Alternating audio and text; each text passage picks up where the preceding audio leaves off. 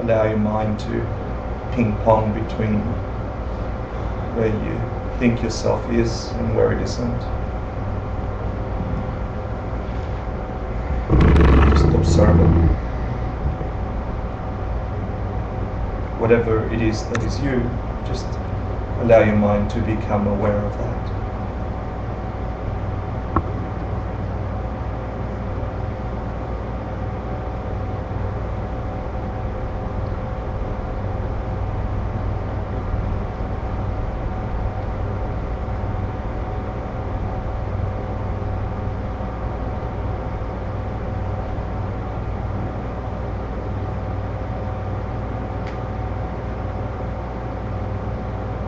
Now we're just going to focus on the physical sensation of your abdomen rising and falling with the breath. It's a really simple exercise. All you have to do is keep returning your mind there. Don't control the breath, just be aware of the sensation of your abdomen rising and falling with the breath.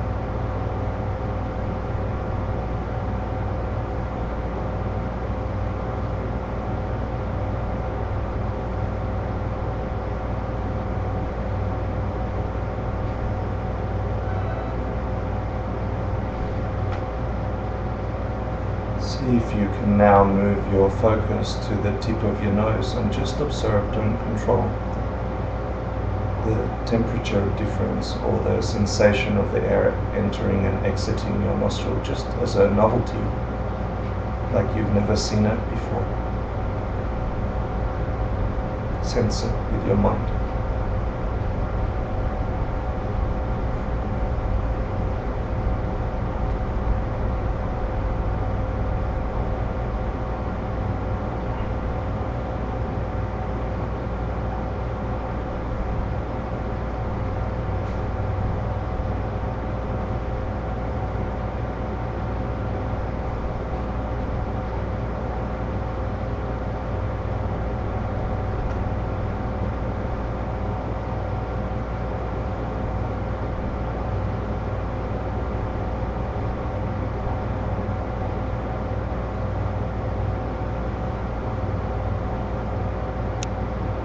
See if you can now invite in front of you a teacher, a divine being, someone that you study with, that guides you. And there's no right or wrong way of experiencing them in front of you. They could be visual, in which case you look at the details, their face, their body. Make them alive. They could be just a sensation of them being in front of you, like being pulled by gravity. You feel their presence. Or it could be energetically.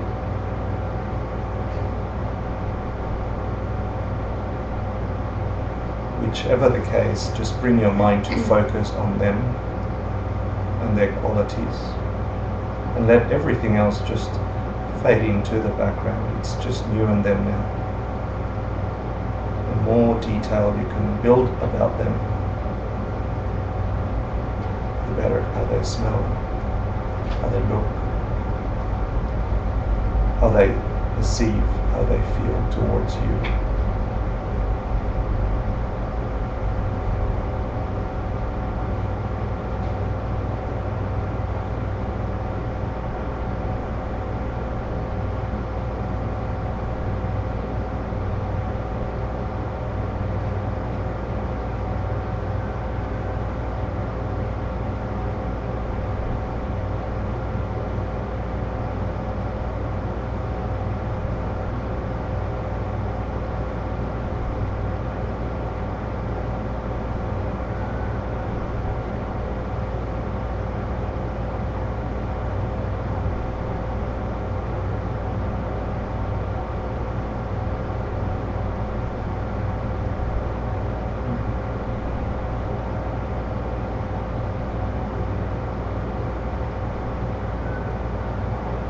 invite you to look for the highest quality, the most magnificent thing they invoke in you.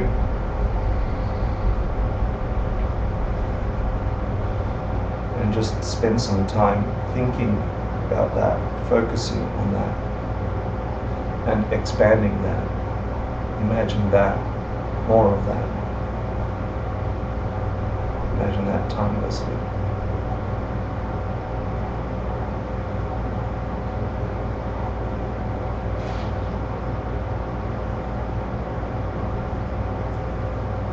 Imagine that for everyone.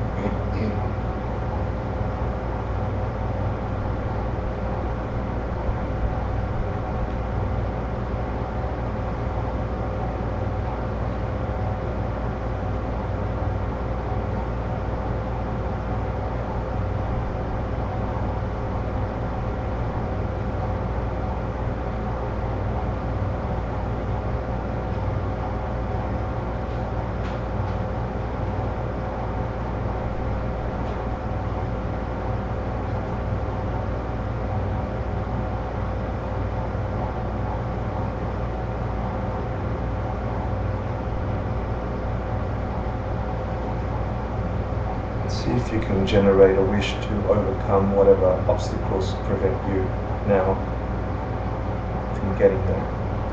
Just the things in your mind that stand between you and having that state of mind fully fulfilled in you. And ask them to teach you to always be present, to give you clues along the way.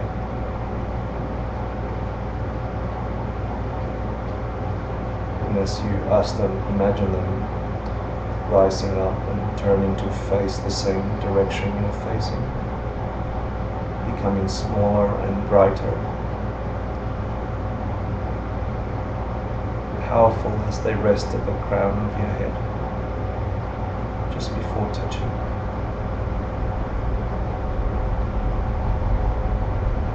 Never leaving your side, always available to bring to mind and heart the clues that get you to freedom.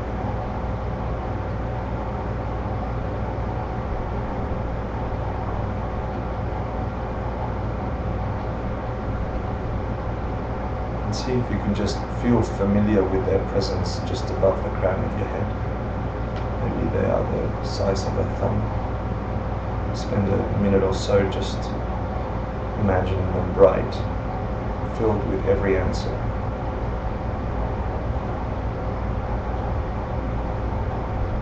Every antidote to any obstacle, glowing from them,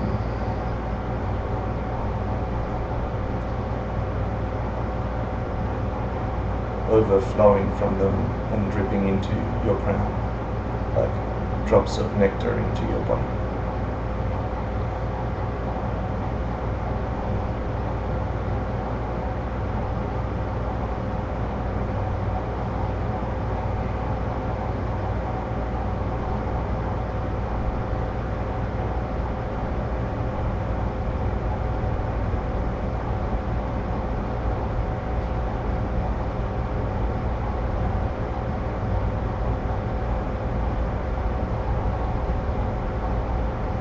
And when you're ready, you can slowly return to the room.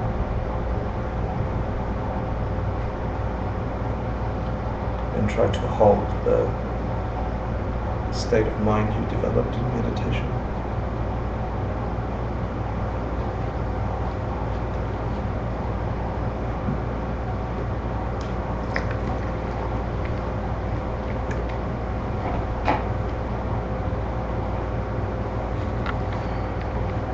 Why you are at the clubs party?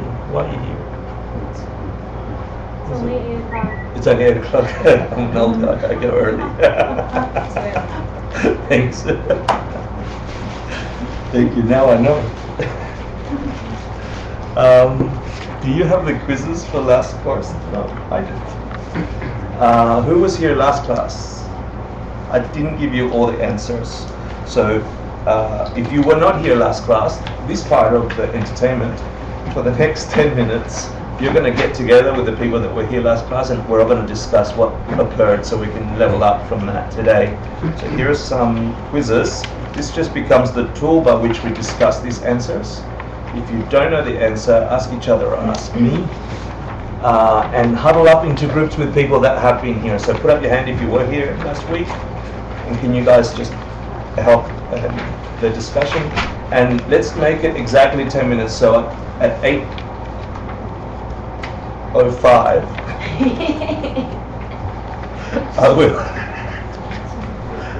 I will definitely start the class. Math, not my strong subject. Well, I was not sorry. I hear we have an interview. You guys have to get this.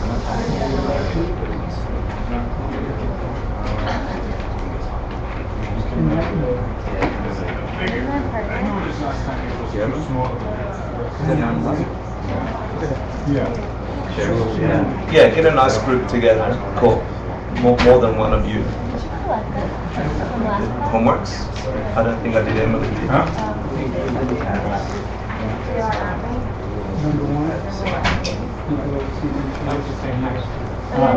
Does anybody have the answer key besides? Yeah, cool. So, is a group that's been here. Yeah, sure. Yeah, why don't you sit on there?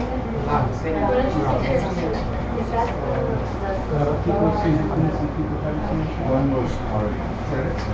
Oh, yeah. Not like Ari. Well, what's your last name? It's not the hit on this one. No. Put your name on someone. Yeah, there was a What do you want me to do? The green cushion. I don't think anyone's sitting there right now. Ready?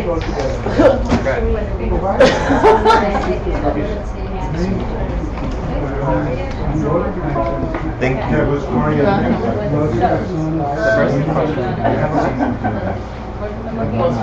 question. The first question is, people who seek to establish the meaning of the two terms for reality can broadly be divided into two types. Name them and briefly describe what they believe. So I thought of the commentary. I was a little bit confused by the commentary on this, but I think what this one is asking is the difference between a world practitioner and a common person. So someone who's developed single pointedness and versus someone who's statement of nature.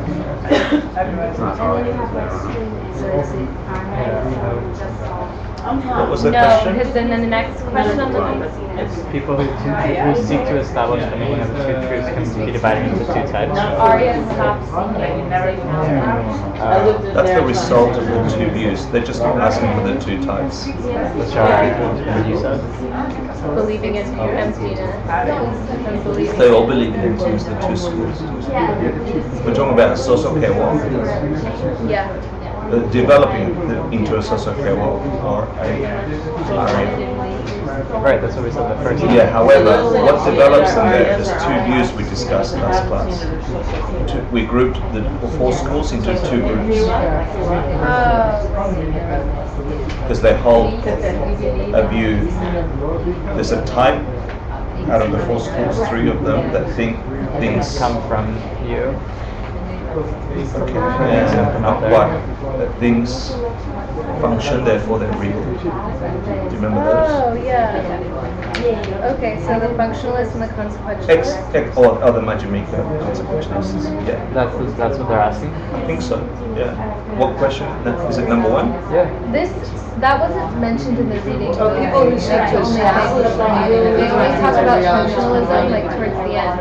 Yeah, but I gave it in class. Yeah. So that the people that set to establish a position, and there's the 2 broadly divided positions. The argument between the functionalists and the middle way. You make sure that group gets that, because it might be weird. And the functionalists are the next function. Are the first three schools. Things that function have a nature from their side. Are really existing. They don't quite go. Really? I thought you weren't giving this to me. I wasn't. You can check it out.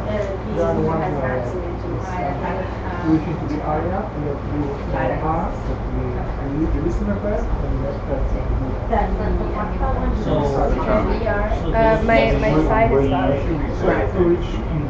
And so the next question, I just saw it, is the result of those two ways of thinking. Naming describe the extremely sensitive position of everything to result from these two viewpoints. I don't know if I did this right. I said those who have seen emptiness directly and those who have not. Yeah, that's fair. Yeah, Arias and Arhats or no? well, Arias and Sosokewas. Yeah. How do you spell social care? I think it's T-S-O-T-S. Hector, can't you argue that the functionalist can become Arias and can become Arhats? Yeah, but then you can argue that. That's not what the question is. It's not. The implication is if you're stuck in any perception of self-existence,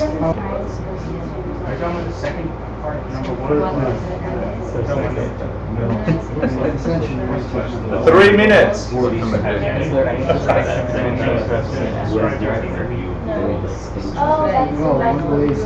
I said no, the direct perception of emptiness is the same for every being who has seen it. That's a direct quote from Galtz. What's result? Right? Isn't that the commentary? And then Yeah, that was a tricky question because it talks about the quality of the perception versus the person who's I perceived. know, I didn't know. They can be on different spiritual levels, but the perception of emptiness doesn't change. They can be in different Bodhisattva levels or like realizing Buddha or whatever, but it's just the direct perception of that. Awesome. So if you are in atheist and samsara, you believe in relative truth. You gotta figure it out yet? Those who believe in relative truth.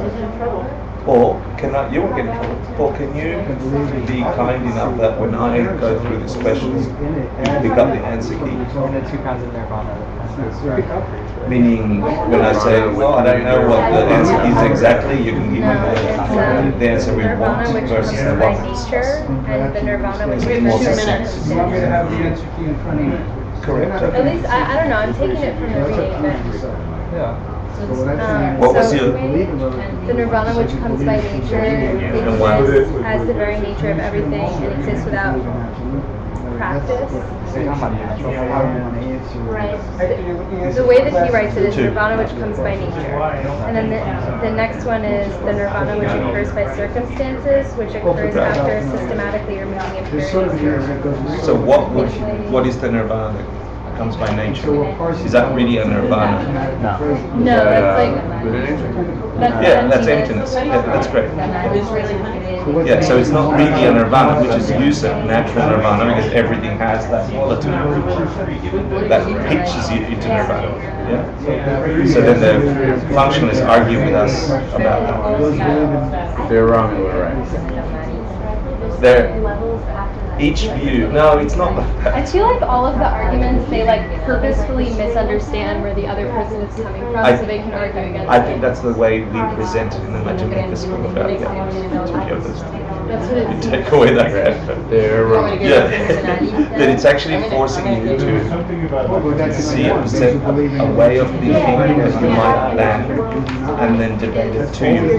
Well, there's a part in the previous reading where Kalkaje, like, he says like something about having no mind, and the way that he interprets it, like he does it so he can argue against it, but I felt that the original intention was that no mind is the emptiness of the mind. Of course, I agree. Yeah. But all he's doing is, if it is the emptiness of the mind, then we're all okay from the second. Right.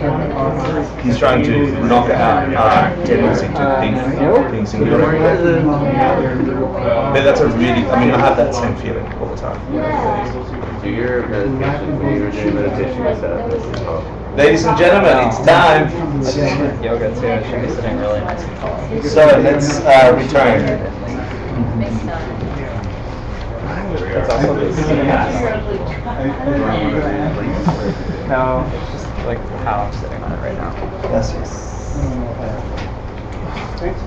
Okay, so I'm going to pace it differently to normal, and I'm going to stick as closely as possible to the question and answer key for this class that we're just reviewing and for today's class.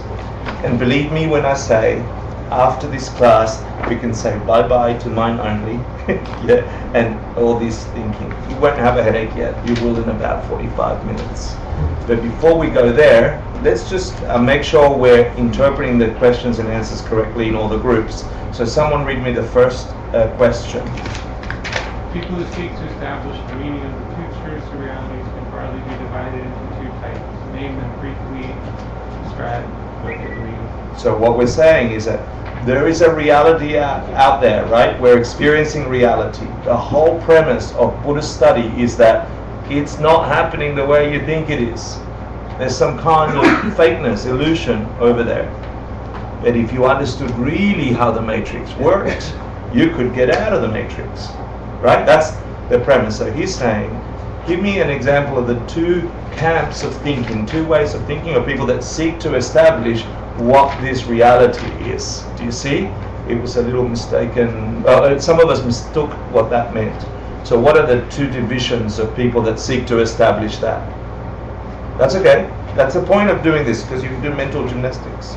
So what is the type of people, if you can broadly divide them into two? There is the group called, speak up, because we're all together in this. Huh?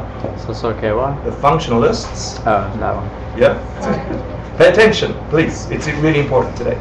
The functionalists, people that believe things exist really because they function. This is a pen. Damn it. Can I have a pen? Oh, okay. Nice, that was a pen. And it became a missile. This is a pen, right? Is it? Is it not? Yeah, this is a pen because it functions as a pen. We see it as a pen, it works as a pen, therefore it's a pen. It really is a pen. And we can group that way of thinking into the functionalist. Something that works a certain way is that way. It is that way. Yeah? And then that's called the functionalist. 3 schools of ancient India. And then there's the other way of looking at it, which is the school of the Dalai Lama, Nagarjuna, Tsongkhapa, and the stuff we're studying. So we're arguing that position from this point of view, at this point in the text.